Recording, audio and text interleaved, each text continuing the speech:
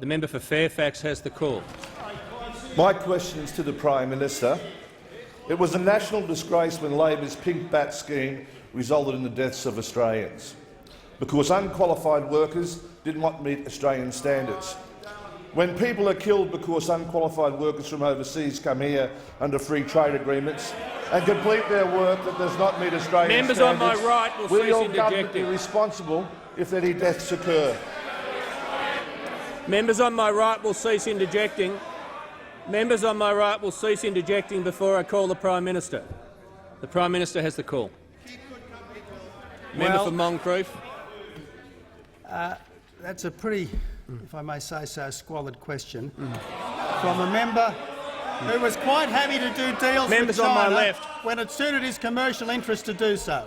He was quite happy to do deals with China when it suited his commercial interests to do so. Now, let me answer the member who asked the question.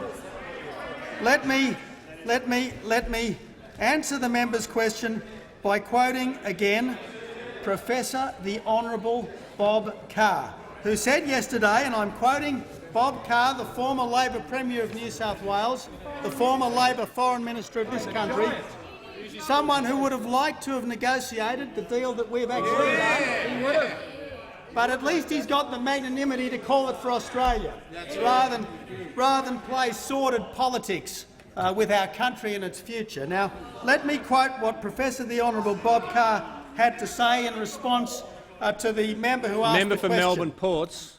Under the China FTA, the skill level of 457 visa applicants from China will be assessed in exactly the same way as those from 150 other countries around the world.